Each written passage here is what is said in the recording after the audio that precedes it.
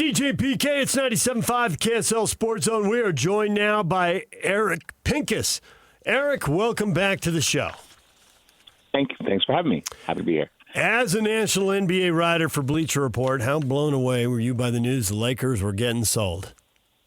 Yeah, I mean, I honestly, my dog woke me up. I don't wake up this early unless you guys call me and want me to do the show. So my dog woke me up just to let her out the room, and I'm good at going back to sleep. That's not a problem for me. Some people, they get woken up, they can't go back to sleep. But I look at my phone just to make sure there's no, emergencies and whatnot. And it was like literally right when Ramona Shelburne of ESPN had the story. And Lordy, if I had billions of dollars, which, spoiler, I don't, but if I did, I would certainly want to buy the Lakers and not flip them for a profit. Like, that's not I'm not just the Lakers or, an NBA team. I would love to have an NBA team. That would be fun. And I would not try to just buy it so I can sell it. That's not the reason why I would want a team. And it was certainly surprising. It's an understatement to say surprising. Does it mean anything for the day-to-day operations, or maybe we don't know yet? Well, so, a sale like this usually takes anywhere between 2 to 6 months in terms of the NBA approving. I mean, 2 would be aggressive. I would be surprised, normal surprise, not like shocked like we were the other day, if they got it done by the end of the year. But, that's reasonable, like around December. But let's just pencil in for safety, let's say All-Star. So around February. So, a team isn't going to drastically change, in terms of like the 26-27 season immediately. If there's an ownership change in February, they're not likely to change any sort of anything really. And honestly, like Jeannie Buss, who's the governor of the team, she's not obligated to do anything that the new owners want to do because it's not official yet anyway. So, short term, no.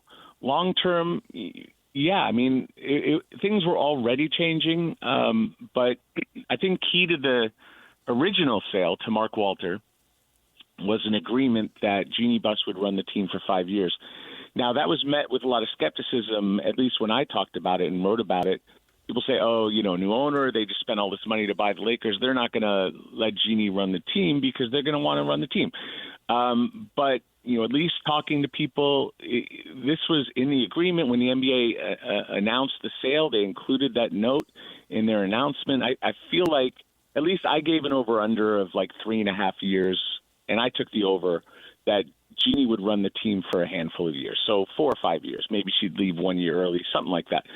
But now there's this new sale, and honestly, like if you buy an apartment building or a complex and there are leases, you're buying the leases. It's not like those leases go away and you can kick everyone out. So I just don't know what's the legality of the language. Do they fight it? It's a quandary. I don't know the answer. No one at this point really knows the answer. It also seems like you said, it's going to take a while to close the sale. And if you've never owned an NBA team before, having somebody for a year just to show you what's going on, the normal ropes of, these are the timelines of doing this, that, and all that. And by that time, she's down to 2.5 years, and everything's negotiable. So, I don't know. That didn't seem like that big a deal to me. Having been at media companies where a family sold and they signed themselves to 5-year contracts before they sold, like, it'll last as long as it lasts, and it'll move on. It's not that big a deal. Yeah, it is for someone like, Rob Pelinka, who's the general manager, and for the operations staff, for the coach, JJ Redick. Like, normally when a new owner comes in, they install their own people. But you're right in that it doesn't happen day one. It usually takes a good year. I would say like the first year, and that's not like the new owner of the Blazers immediately made massive sweeping changes. Although they still have the same GM, they have a different head coach, and they've made just a very different culture.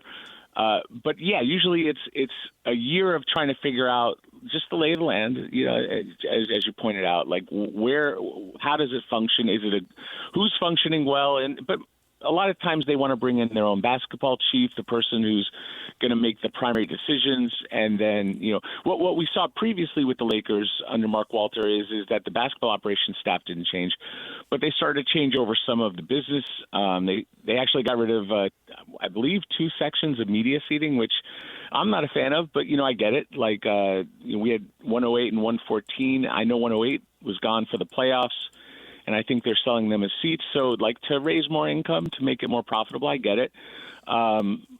It's not my favorite aspect, but there are going to be changes. And is it a big deal? Well, I don't know. I would say that, the optimism on the Laker fan side of the equation with the Dodgers owner buying the Lakers is that the Lakers previously under the Buss family ran a pretty threadbare organization. And if you go back to Dr. Jerry Buss, who owned the team before Jeannie and passed it on to his family, he invested in players more than like infrastructure. Like, that was his belief, that you pay the players. Jerry West infamously was not paid a ton of money, and that's ultimately why he left, or part of why he left. So the Dodgers, though, they spend top dollar. We're not going to get into the inequities of MLB, but they spend a ton of money and they win a lot of championships. So the optimism on the Lakers side is that the Lakers would become the Dodgers when it comes to building out a giant organization that does things very well. And now we have no idea what the character are of Jared Kushner and Bob Iger outside of their track records outside of sport. Yeah, and you mentioned Walter with the Dodgers there, and there's some issues with some loans and taxes and thoughts that, well, he had to sell it to take care of these other obligations that are forthcoming and all that, and possible legal proceedings. With all that said, how does that affect the Dodgers, do you think?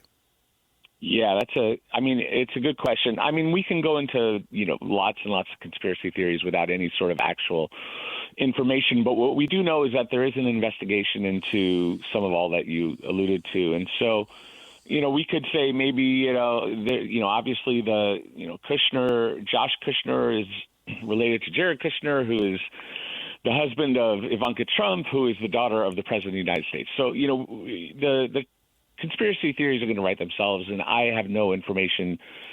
We can absolutely circumstantially make up something. I'm just curious to see, does the government, cease their investigation into this, or is this just a funding thing? We have no idea. But time is, is on your side in terms of telling the story. Eventually the truth does come out, or at least, some of the truths or part of the truth. So we'll find out. As far as the Dodgers, the Dodger fans don't want there to be any changes because they're, back to back and spending more money than anyone. And baseball's going into its own quandary of labor negotiations, and do they put in a salary cap and all that. We don't have any information at this point to say that, they've indicated this doesn't impact the Dodgers.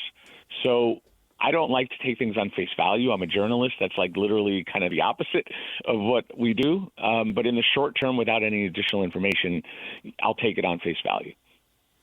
There was a stretch where the Lakers were in the NBA Finals from like 1950 to 2010. They basically went to half of the NBA Finals.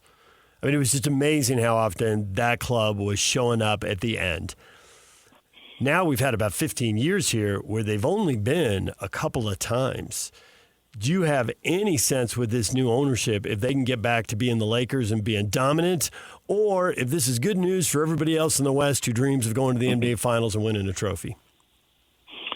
Well, the NBA system is, not based on just who spends the most money. If so, like the Clippers would always win. But, the Warriors were also a team that spent the most money over the last, 10 years or so.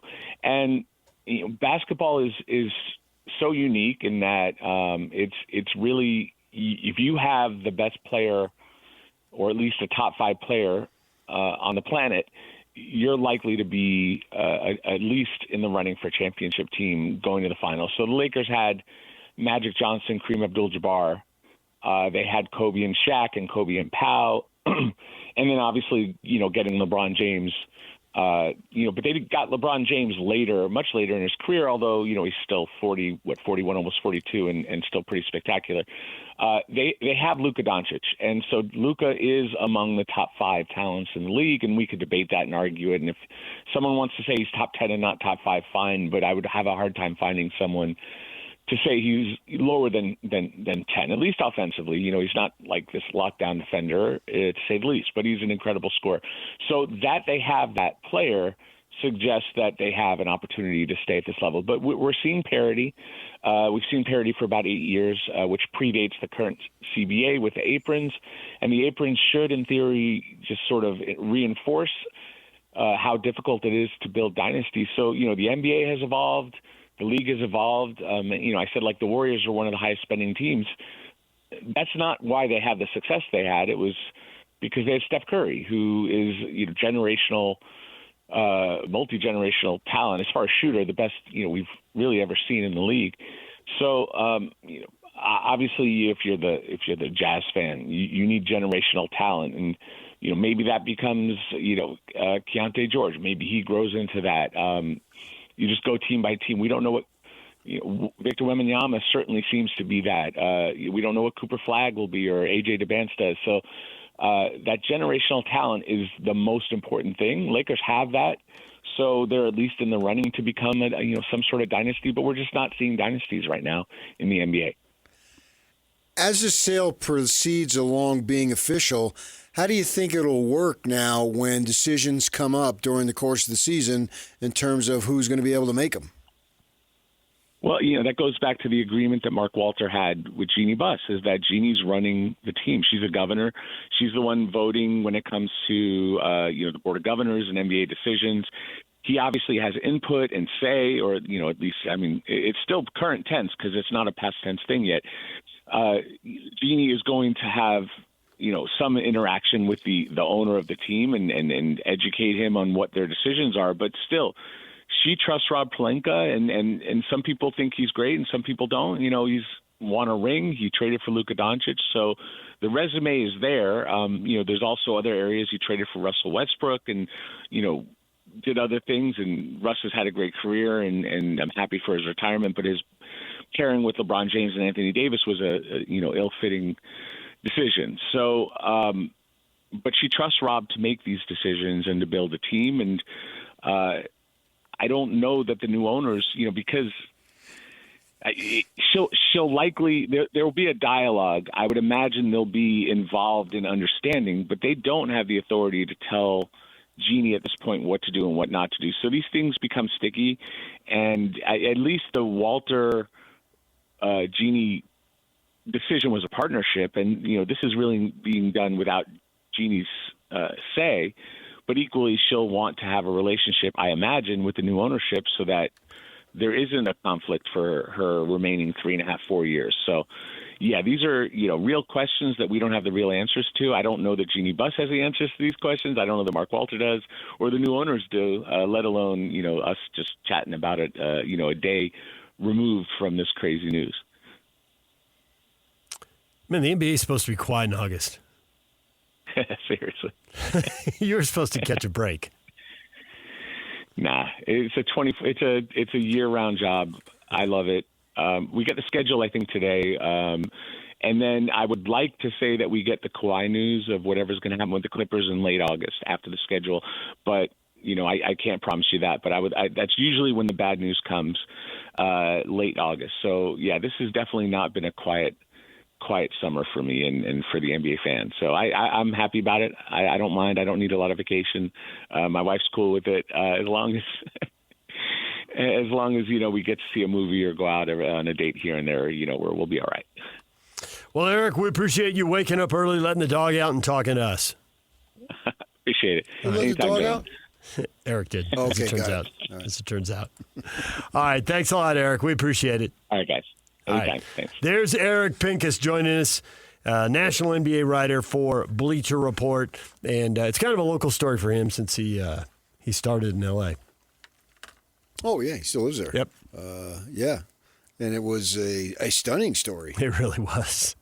really was. Clicking on that yesterday. That's a gift right in the middle of the show. Sure, and there's got to be layers of it. I don't think you just do it. The Lakers aren't a starter house. Nope. They're not. That's how they're not a getting real treated. estate investment. Right. That's how they're getting treated.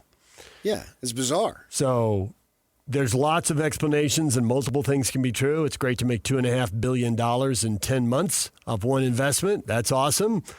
Does he need it for his other businesses? Were there too many loans and were they undercapitalized? And what does this do to any of the multiple investigations underway? Securities and Exchange Commission, some prosecutor in Manhattan's got a separate investigation going.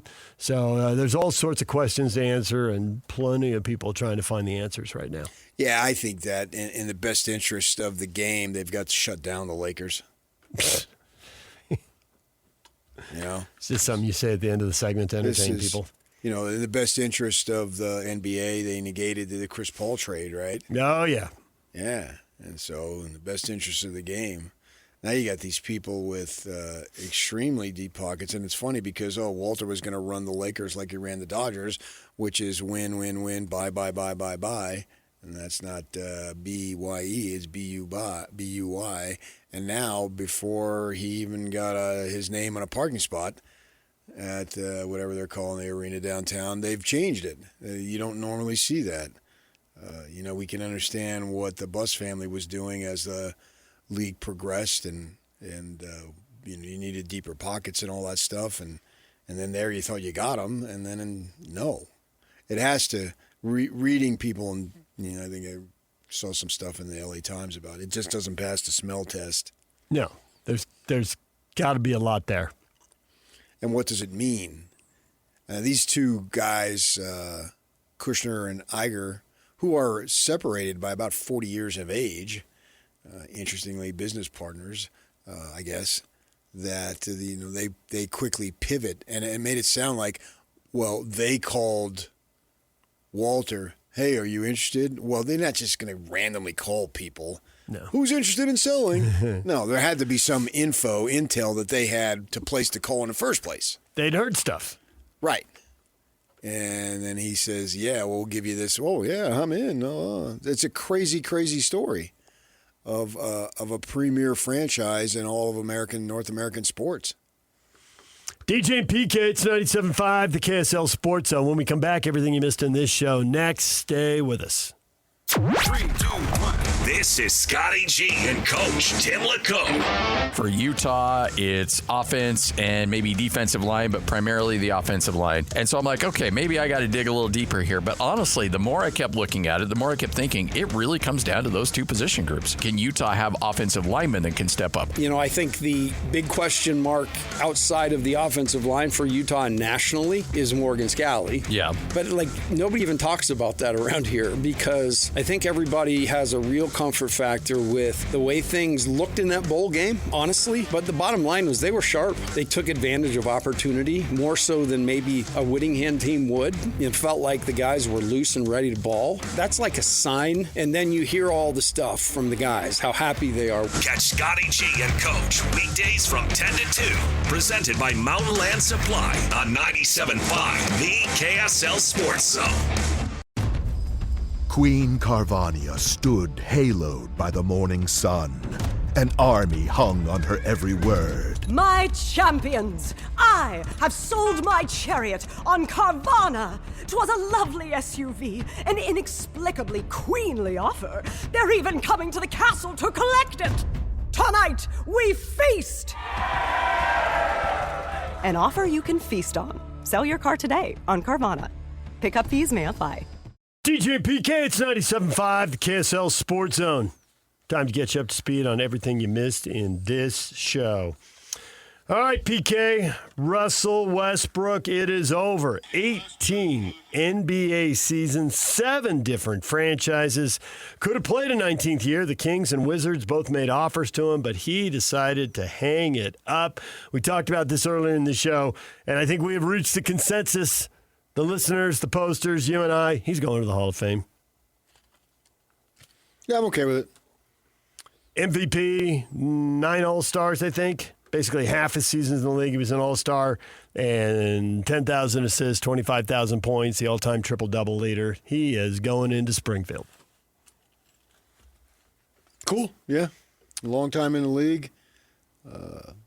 And put up numbers. I mean, you have to look at numbers when it goes to the Hall of Fame. The thing that I think about numbers for me is that I'm not necessarily hung up on final numbers. Because if you play 18 years, you're going to put up numbers. How good were your numbers when you were at your best?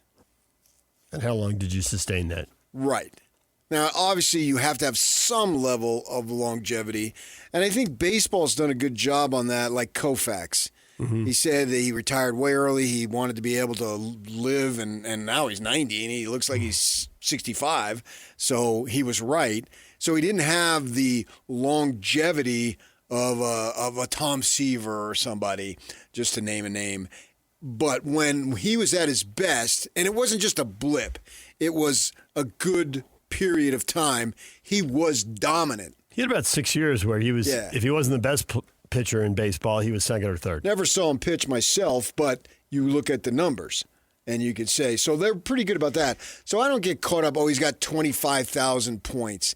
That doesn't necessarily mean anything. I don't discount it either, but what I'm more on the other end. If you don't have the longevity numbers because of whatever reason, then you should be able to still be recognized. Like, for instance, Magic doesn't really have longevity numbers. Nope. He was out at a young age. But his peak dominant, and that number 5 championships jumps out at you if you're looking at numbers. That's the one miss on the resume is there's no championship for Westbrook. But that's not a requirement. It is not. It is definitely not a requirement. There's a long list of people in the Hall of Fame who don't have a championship. And I'm fine with that. At his peak, they were really close. They went to an NBA Finals. The Thunder went to 4 conference finals. And you can say, well, it was Durant. But the 4th time they went, Durant was gone to Golden State, and he was leading them, and it was a 7-game series, and it was great. So there was a lot of winning and a lot of postseason winning. So in that regard, his resume is very similar to Stockton Malone. And they both deserve to be in, obviously. Yeah. They went to 5 conference finals. He went to 4. And they went to 2 finals, NBA finals, and he went to 1. So ballpark is really similar. The Statues had a lot of winning. I mean, I realized they weren't the last team standing, but they won a lot. And so did Westbrook. So he'll be headed to the Hall. Yeah, I would think that would be for James Harden, too. I would expect the same thing. You're right. The NBA announces the full league schedule. We'll find out the Jazz schedule today at 1. PK, did you want to be the first to say something? I do, yes. I want to be the first to go on record that the league did the Jazz no favors with their schedule. Oh, yeah? Yeah. That long road trip and insert date here is going 17, not back-to-backs, but literally games 17 days in a row. There it is. Just play a freaking schedule and whatever, man. Everybody's got something.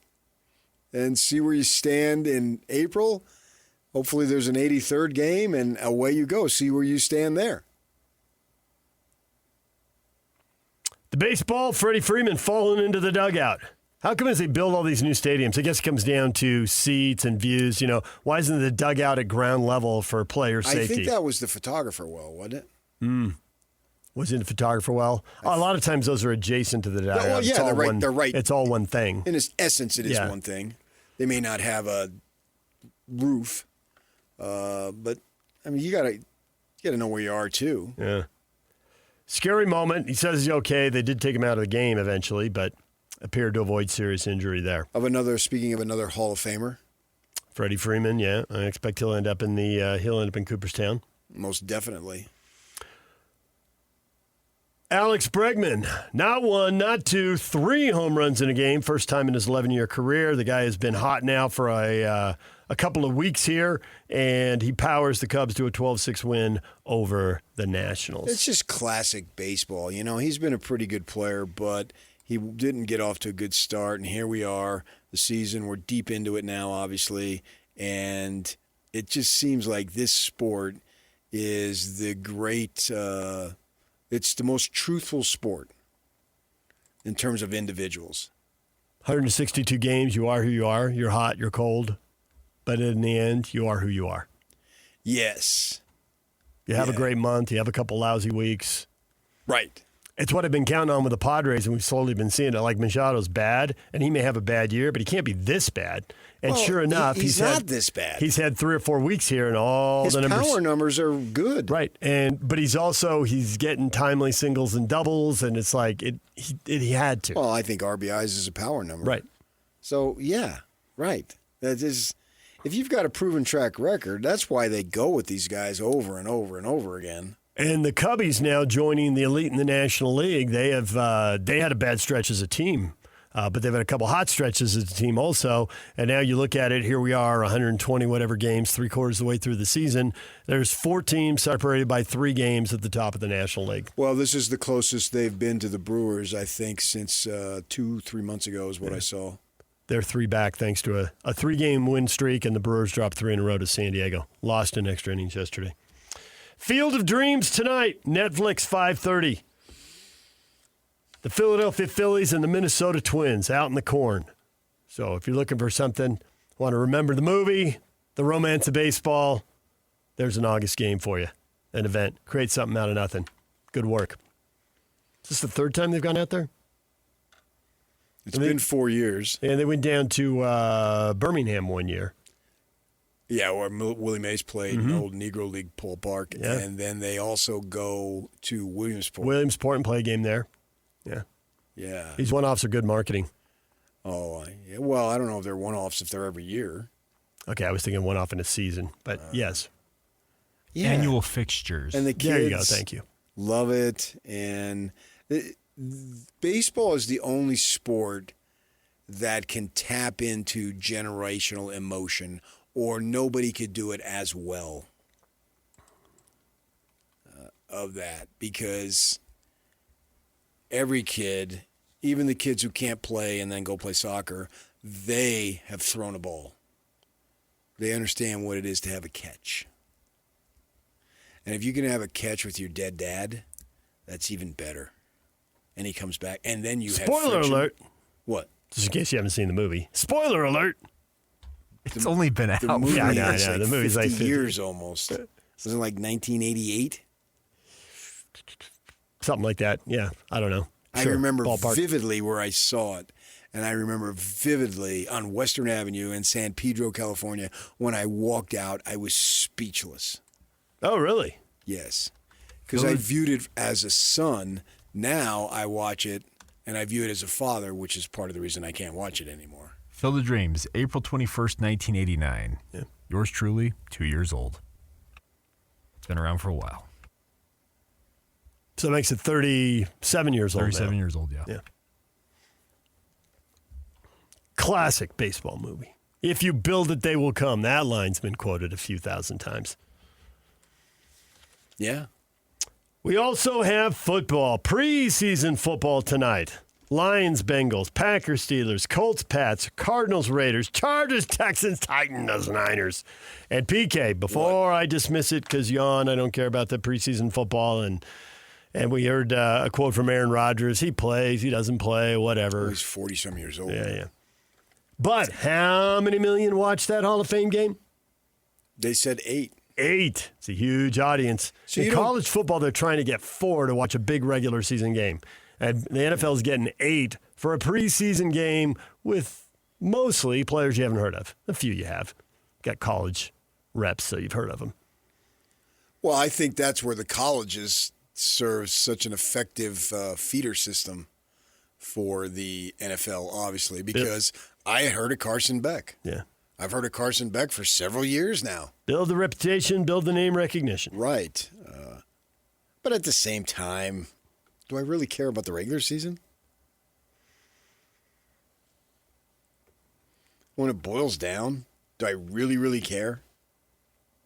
You need it to get to the playoffs, but in the end, the playoffs are where the reps are made. Right. Nobody knows how many regular season games Patrick Mahomes has won, but we can count the 3 Super Bowls. I mean, when I'm watching regular season NFL, let's just like Thanksgiving afternoon, click, click, click, click, click, click, click. Best game? Playoffs, no click. Right. Well, there's only one at a time, and really they're at the point where nobody wants to compete with them. even the college football players are like, we don't really want to compete with them. But there's plenty of other sports. NFL playoffs, I don't click. Maybe commercial, but regular season, I'm clicking like crazy. Yeah. I need to ice my thumb. But the PGA Tour is pushing its start back later, and the NBA All-Star Game is moving out of the way. The NBA All-Star Game? Yeah. Did you see they're going to have President's Day games in the they've got a triple header all planned for President's Day? Who in the crap watches the NBA All-Star Game? Millions of people do, believe it or not. And that is why they moved it. It may be on, but they're not watching it. That's why they've moved it a week later. And that means President's Day is now available for regular season games. So we had when the All-Star Game was here, Lloyd says, "Are you going?" I said, "No." "Well, why'd you apply for a credential?" I said, "I didn't. Somebody else did." I didn't go. Come on. If it's a game, now when I was a kid, I told you I went to the game in Phoenix, and I was enthralled because they tried. All you got to do is try. But NFL playoffs, yeah, I'm all over them. But regular season, it's almost not completely because I do watch the games, but just show me the highlights. Yeah, people are more into it than that. I watch if you got a team. I watch the Red Zone, and they just bounce around. Lots of people do, yeah. It's super popular. That's what I'm saying. So I'm watching games, but I'm not watching a game. Does that make sense? It does. Yeah. I do. So I watch, okay, this play, then they shoot to this play, to that play. I'm good. I know what's going on. But that 2-yard run off tackle, I never see it. But in the playoffs, absolutely. There's so much regular season football now as they look for more and more windows. I mean, it used to be there was a doubleheader every Sunday, and then they added Sunday Night Football 20, 25 years ago, whatever it was. So then it's a triple header, and now as they park these international games, and pretty soon there's going to be one every week, it's going to be a quadruple header every week. And that doesn't count Thursday Night Football, Monday Night Football, and then you get to Thanksgiving, and then they start putting games all over the place. We've got the game the night before Thanksgiving. A couple of years ago, they added the Black Friday game. They've made Christmas a thing. But I got to watch the Cowboys play. Yeah, they know. That's why they Not that I got to watch the Cowboys. But I got to watch the Cowboys play. Because I've done it every third or fourth Thursday of my life. Passage of time. Yeah. Thanksgiving afternoon. Yes. Turn on the Cowboy game. Right, yes. Lions in the morning, 50-50? Well, depends on if they're any good and who they're playing. The Barry Sanders years you had to watch because you know what Barry was going to do. And they're good again now. Yeah, I always watch the parade because my mother watched it and she's gone. But then maybe I'll go to the gym before it closes. They're back for halftime. Yeah. Whereas Cowboys kickoff. Let's go. Yeah, and I feel like I would not be American if I didn't. It's like I got to watch Army Navy. That's another place they've added the third Thursday game. That wasn't a thing. And then that's another thing like 15, 20 years ago, they put that thing in place. Used to be when we were kids, there was just 2 games on Thanksgiving. Morning game, afternoon game on the West Coast. Yeah, I was fine with that. Yes, but hey, if I want to watch it, have it. Well, the thing about Thanksgiving night, you may have one of the locals playing basketball. Mm-hmm. And so got to keep abreast of what's going on there. And then you may have a college game. So I flick more in the evening once the Cowboy game is done. And I'm still not over freaking Summerall and Madden broadcasting it. She's not over Summerall and Madden. Right. John, first down. Yeah. And the all-turkey and you go boom, team. you go at her. Yeah. Blah, blah, blah. What are you, that Caliento guy? Frank? I grew up with Summerall, and there were two very We different. started the show with Frank Caliendo in studio. He got a little too big for us. Well, but we had him in studio. It was fun. Multiple times. Yeah, we did. Yeah. He's coming through town. He was doing comedy shows. We wanted to promote him. Wise Guys. Stubbs is Wise Guys. And Stubbs was at the country station over at Simmons, right down the hall from us. Hey, you guys? Yeah, we'll take them. Yeah. But then we had to worry about you can't be off color here. This is not what we do. Had to worry about that. And then we had Jay Moore, and he thought it was funny when he farted. He did. Cracked himself up. And then I'd try to go at those guys, and then they would get a little bit mad if I stole the show at all. Hey, I'm the star here. Yeah. You're just setting me up. Don't try to top me. Yeah. RSL did not play last night, but got the breaks they needed. There were 2 games they needed to break their way, and they did. So they're through to the quarterfinals. Dallas lost, and even though LAFC won, they did on penalties. So they have 7 points. They may advance as well, but RSL has them on goal differential. So RSL's in, and there's 2 more games tonight. We'll see if RSL's seeded 2nd, 3rd, or 4th, and who they play in the quarterfinals later this month. But they advance in the League's Cup. And they're also putting out their third jersey, PK. Because there's always merchandise to sell. You got another one? Here you go. Oh, look at you go. If you're watching on, it's behind the computer here, but you can see it. Looks good to me. You know, Yeah. you know what it says to me, PK? Red and black's got a little San Diego State thing going. This It's guy's got a the big mountain deal. design in front. So there you are. Oh, yeah. That's available. It dropped 9 o'clock this morning. So. He's one of the faces of the franchise. It's true. And he keeps denying it. He keeps saying they. I don't get a cut of the shirts. I'll say we when I get a cut of the shirts. Well, when it comes to Scotty's in there. Scotty, how am I doing on getting a cut of stuff lately? Soccer, your soccer pronouns are I and us. Now, Scotty's busting up, and Lloyd's got a very, wait a second, I don't know about that look. Yeah. Like, they hooked Nate up. So there you go. If Locke's personal pronouns are us and we. Feel like you got to run lines with. If you're not running with the team, it's So not Locke we. is wrong in doing it. Yeah, I agree. You're not running You with the agree team. with yourself. I agree with you. You just said it too. But so. no, that was a question. Oh, okay. Well, then I'll make a statement. Yes. To me, the standard is: are you running? And basketball, I always think I agree lines. with It's PK. different with football and whatever. And baseball, what'd you do when you had to run? Did you get the Go down condition the on the left base field pad? line. Oh, down the line. Okay. Yeah. Left field line. Yeah. That was one of the deals. If you lost, left field line. If you're not lifting and running, are you really we Well, I'm lifting and running. with the team? PK has It's we at the fabulous gym. glutes. You probably have your group of, I don't know, what do you got, 20, 30, 50 regulars, whatever. How many regulars do you have at your gym? Oh, yeah, you see a lot of the same people. Right. Depending on what time I go. Yeah. Which is usually the same time. Like around noonish. Yeah. I talk ball with them. There you go. Yeah, over There the you go. years, I pretend to be friendly. Well, you get that. You get that third shirt, that third kit, that third uni from RSL, the team store, and online, but not from the DJ and PK Yeah, but see, Facebook page. right here, you're Not from selling David DJ merchandise James. for them. Yeah. You're promoting merchandise. Yep. Nate Dowdle came Sex down and sells, said- PK. What was What that? sells? Sex sells, PK. And if nothing defines sex more than David James Stingledorf III, I don't know what does. DJ and PK, when we come back, your feedback next. Stay with us. DJ and PK, it's time for your feedback. Does Kyle Whittingham deserve to be questioned on if he hates Ohio State enough? Yes, that's a question fans care about. The media ought to ask him about it, and he ought to answer it. That's why coaches get so much money. Now, if you're questioning, like, does he hate him enough to beat him, and is it going to impact the way they prepare? All that seems crazy. He was but in a it's a no-win talking situation. point. Yeah. Because it couldn't be like Scally that time. And I hate him ever since I was born. he's from here. Yeah. Kyle never lived in Michigan, so yeah, I've hated him. I hate him. I was a kid growing up in California when my dad was in the NFL. I thought the one thing I got to see is Michigan beat Ohio State. They would have thought you're full of crap. And goes back to Riley Jensen's deal on authentic and authenticity.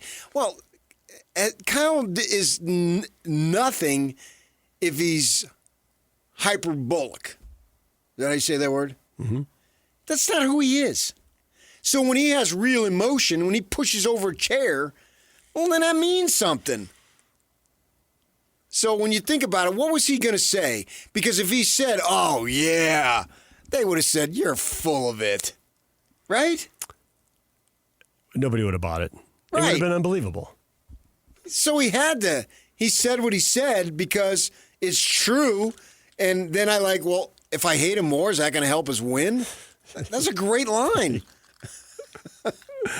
Mike says Kyle Whittingham is dead to me. Jason says, I was also hurt by his way of leaving. I loved him as our coach, and I think he could have done it better. But not dead to me, just indifferent. His way of leaving. You can be the coach, but you can't make any decisions. His way of leaving? You got $13 million to go away. 13 and a half. Sorry, my bad. Sorry, rounded down. Short the $500,000. Man, next time we golf, he's paying. He was pushed out, asked to leave, shown the door, time to move on. Yeah. The band has stopped playing. We need to pick up the chairs. They made him an offer he couldn't accept. And he didn't. Okay, all right. Josh says, is he still pretending USC, Colorado, and Arizona State are his rivals? He should try calling Ohio State the interstate game and see how Michigan fans react. What? Well, the USC, Colorado, ASU stuffed the rivals when they went to the Pac-12, and he didn't want to talk about BYU. Because so that's the way people. He was talking about BYU. It was clear how he felt about the rivalry and the way he didn't address it. Yeah. I want to be there at the home game when they honored the distinguished alumni of Brigham Young University, Kyle Whittingham. And the reason why I want to be there is because I'm going to be one of the loudest booers. Nope.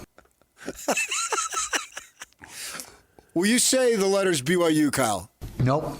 Will you ever step foot on BYU's campus again? Nope. Do you love BYU, Kyle?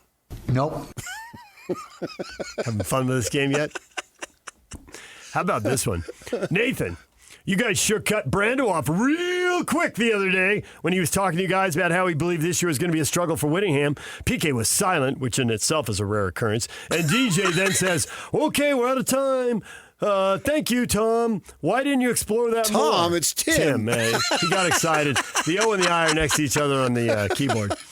Here's to hoping many Mondays of hearing you discuss a Michigan loss this season.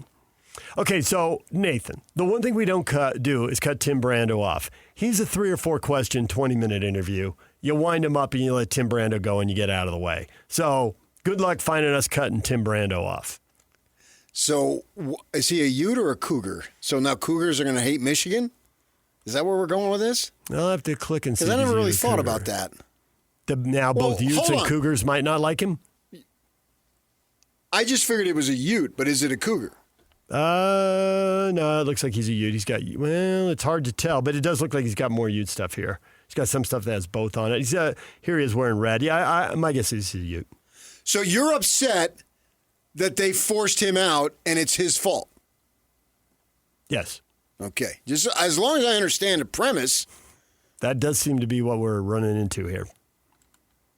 Man, a lot of anger towards this guy who took you to 2 Rose Bowls. Which were pretty cool.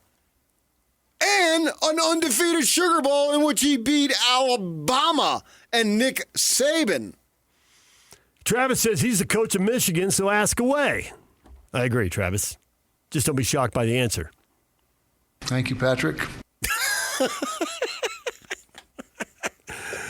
Brian, no, he shouldn't be questioned. It's preposterous. Jason, well, the press has to write something. It's their job. They are the press. Ding. Jason, who cares? Why are we so obsessed with him? Obsessed with him? Because he's one of ours, man. And we feel like we get patted on the head. Oh, that's very nice. You're very nice. If he can go there and win big, it represents us. I care about people who are here and then leave for whatever reason. There is a reason why I subscribed and bought the package for the Chinese Basketball League when Jimmer was there. Did not. The Chinese Basketball League. You bought a streaming CBA package, the Chinese Basketball Association? I wanted to see him put up 82 points. The Lonely Master. Yeah. I'd forgotten that. I had forgotten about that, the Lonely Master. That came up in a conversation the other day. I was down in Provo. The Chinese League, right? That's what it was, right? Jimo Dasha, and that's what they called him. Yeah, Jimu Dasha, of course. All right, DJ PK, we're out of time. Coming up next, it's Scotty G and the coach, Tim Lacombe. The team up we north, will that's our rival. See you tomorrow. Can't say the word. Say that again. The team up north, that's our rival. Can't say the word. Oh, yeah. All right, Herb. All right. Scotty G and Timber next right here in the zone.